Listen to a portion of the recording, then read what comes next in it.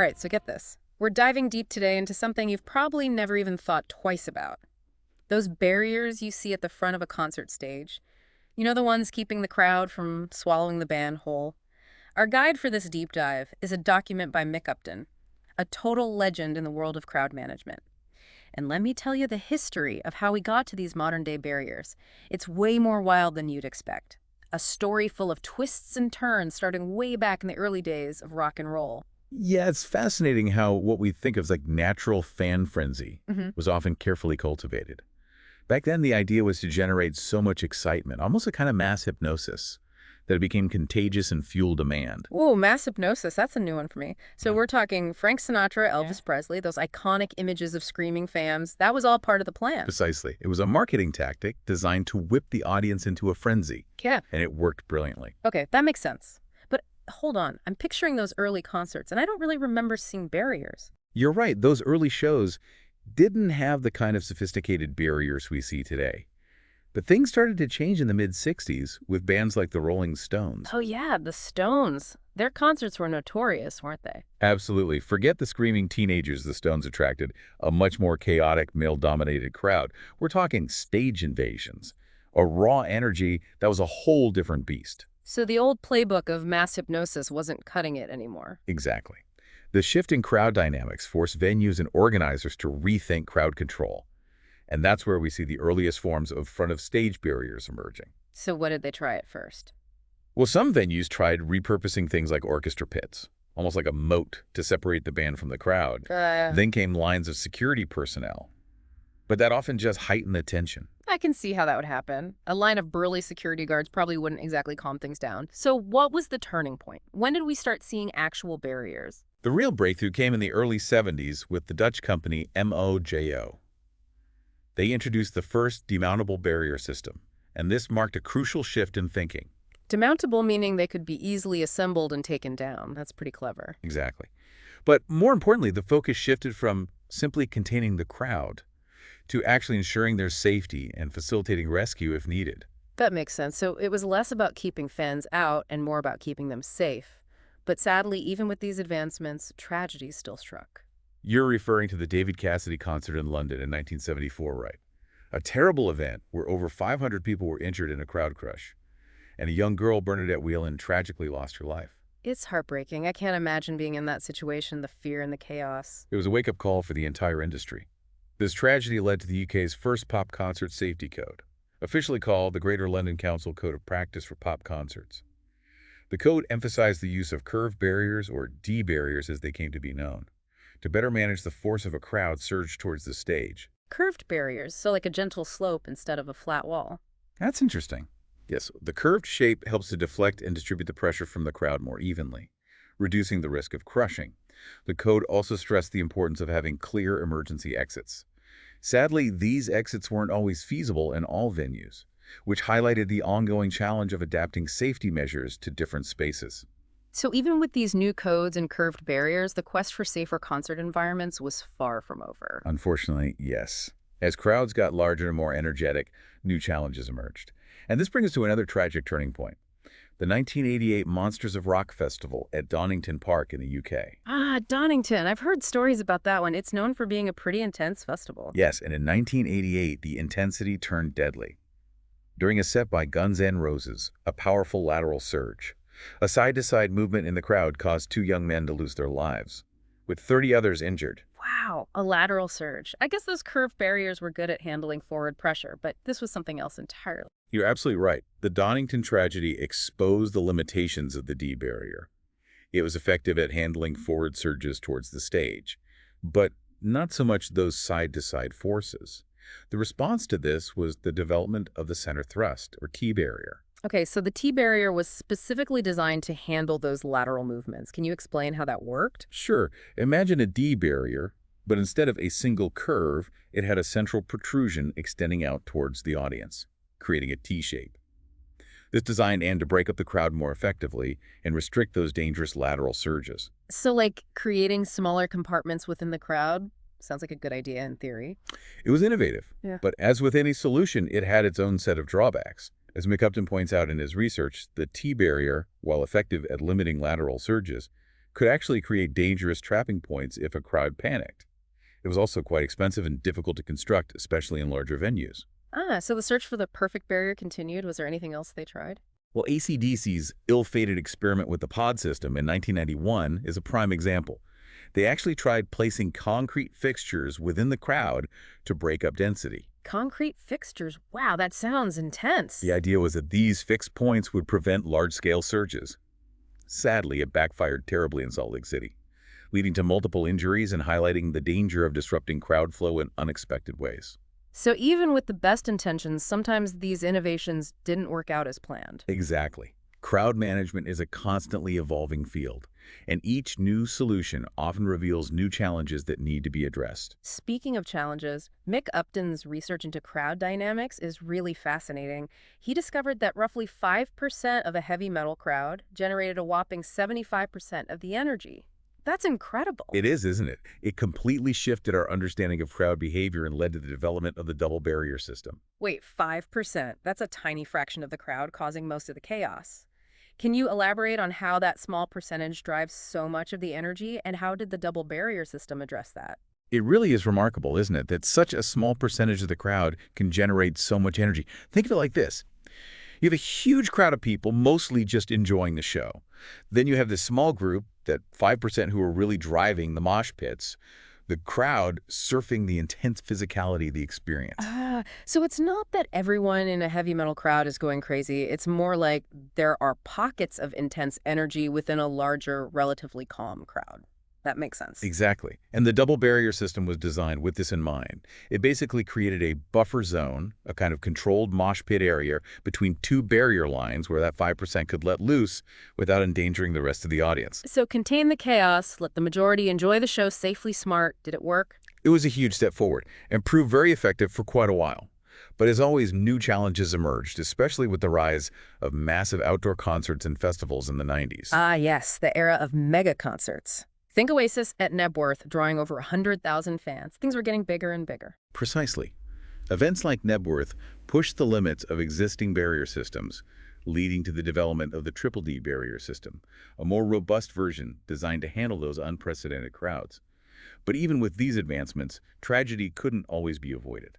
You're talking about the devastating Roskilde Festival tragedy in Denmark in 2000, right? I remember hearing about that, 9 deaths at the Orange stage, even though they had a seemingly well-designed system for 40 to 50,000 people. Yes, a heartbreaking event that sent shockwaves through the industry. Yeah. And you see this highlights a recurring challenge even with advanced systems in place.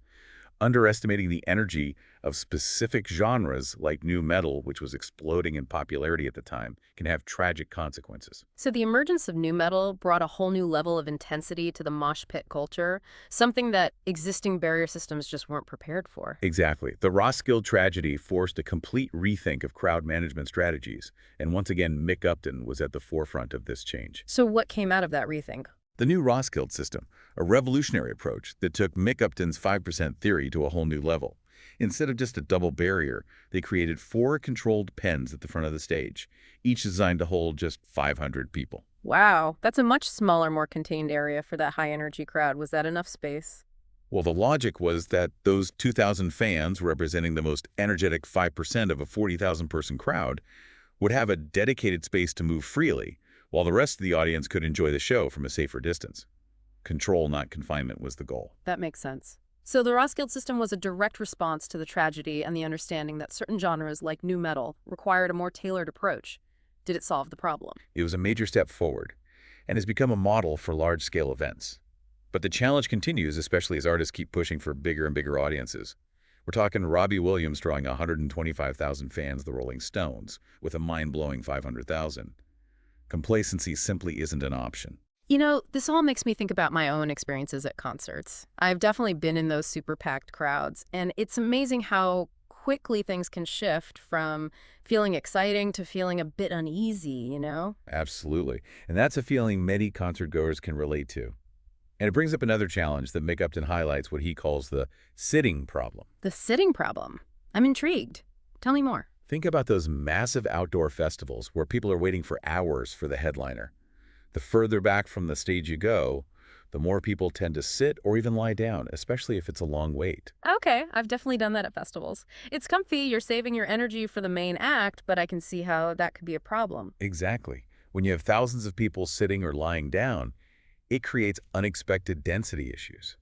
And if everyone suddenly needs to stand up, move, or evacuate, it can lead to anxiety, confusion, and even panic. Wow, I never thought about it that way. So it's not just about managing the mosh pits at the front, it's about understanding how crowd behavior changes throughout the entire venue, even in those seemingly calmer areas further back. Precisely. And that's where things get really complex.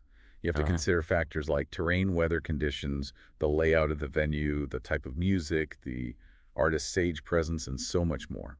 It's like a giant puzzle trying to anticipate all these different variables and how they might impact crowd behavior.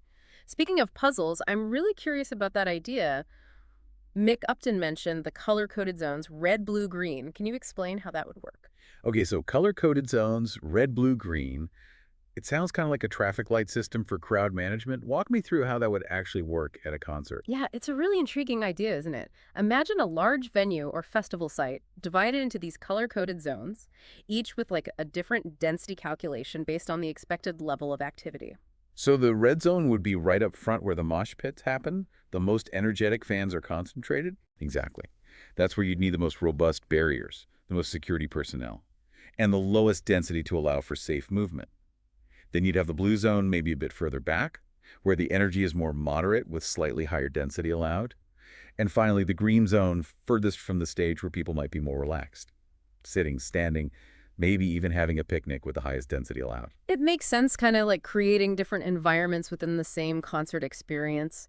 But how would you actually direct people to the right zones? Wouldn't it just be chaos with everyone trying to get to the red zone? That's one of the big logistical challenges. You could use signage, color-coded wristbands announcements, maybe even different entrances for each zone. It would require a lot of planning and coordination to make it work smoothly. And what about emergencies? If someone needs medical attention in the red zone, how do you get first responders through that packed crowd quickly? That's another crucial consideration. The red zone especially would need to have clearly marked emergency lanes and trained personnel who can quickly create a path for medical teams or security if needed. It sounds like a massive undertaking, but also potentially a huge step forward in terms of safety and creating a more enjoyable experience for everyone. It is a big challenge, but think about the potential benefits.